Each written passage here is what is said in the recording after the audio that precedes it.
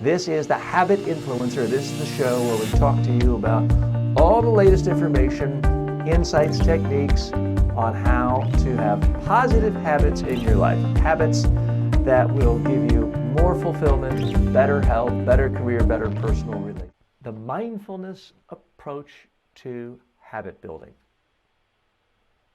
Eckhart Tolle made the whole concept of mindfulness extremely mainstream in America. Oprah Winfrey has endorsed him and gushed over him and had him on her show many, many times. His seminal work, The Power of Now, got so many people in America and around the world to really try to enjoy the present moment.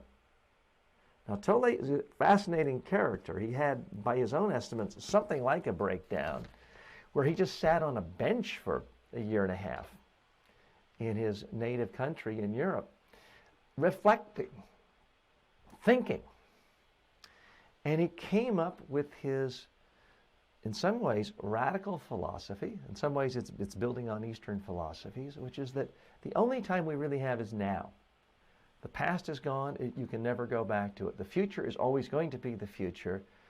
You can't live in the future. The only time we can actually live is right now. And that's sort of the point behind mindfulness, which is this idea that you need to stop, enjoy what's happening right now. Think about what's happening now. Reflect on what's happening now.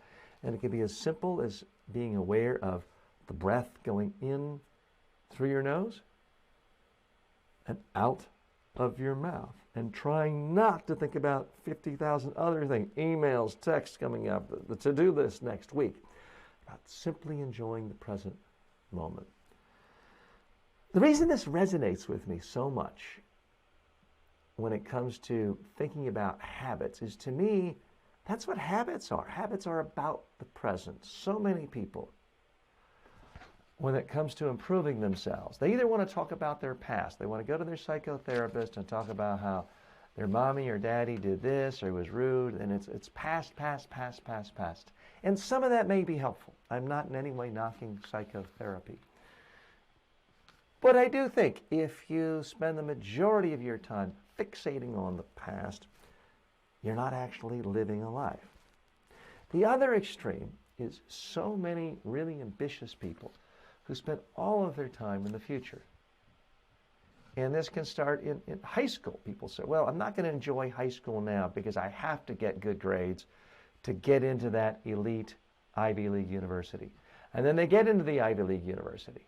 And they think, well, I can't really enjoy time here, make friends, do fun things, because I have to get straight A's in order to get into this elite law school or business school or medical school. And then they get into the elite professional school. So let's say they get into a top law school, and now they tell themselves, well, I can't really enjoy life now or have real friendships or have romantic relationships or anything else because I have to kill myself to get the law review, to get into the top 10%, so I can work at the most prestigious, highest paying law firm.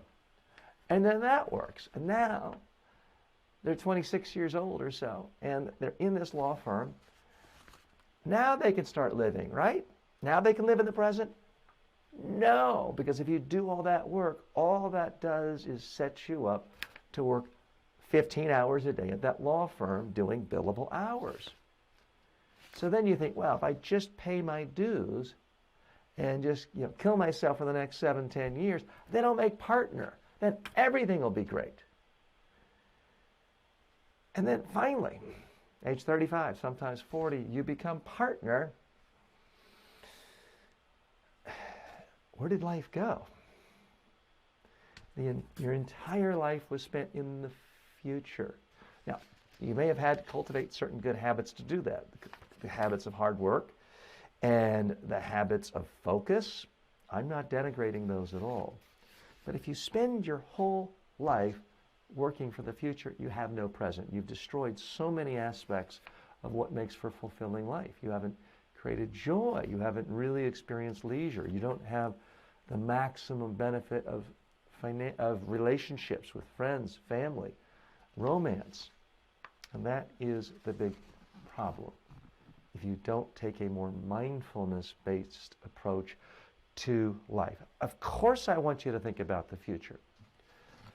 But the majority of your time, I believe, every day should be spent on your daily habits. So if you want to be a best-selling New York Times author, don't spend all your time visualizing your name in lights and your name on that page that says you're the bestseller of the week. Certainly do it once. But then on a daily basis, you've got to focus on writing, or as I like to do, dictating. You know, people use the term writing. What I mean is I dictate. So first thing every morning, rather than tell myself, I'm going to be a New York Times best-selling author, I'm going to be rich and famous, no. I focus on writing 500 to 1,000 words first thing in the morning. Not just dictation. It's a habit. I'm in the moment. I'm thinking about what are the most important ideas I have. And I like doing it then because there's no email to mess with. I don't look at it then. There's no calls. It's often, like this morning it was 5:30 a.m. And I can just think and I can be in the moment. That's why I like this idea of, even if you're turned off by mindfulness, even if it sounds like a bunch of frou-frou, crazy, touchy-feely, crystal-gazing hippies sitting around humming, and that's a turnoff for you, strip all that away. And there's still something there about focusing on the here and now. As Toli mentions, as Zen Buddhist mentions, another, we can't really change the past. We can't ever really change the future completely because the future hasn't happened. But we have 100% control over now, the actions you take now. What's another word for actions you take now? Habits. That's why I like mindfulness. That's why I believe it is so important for you to take a mindfulness-based approach to your habits. Don't get so caught up in, well, 16 months from now, I'm going to have 300,000 views to every video I do. Focus on, did I make the best video I could possibly make today? That's what you need to do. That's what I did this morning. 8:30 in the morning, I made a simple video to share with all of you. And I forgot what it's about already because I make them every single day. But I made it and then I shared it with 10 different social media platforms. That's a habit. That's a habit you can do.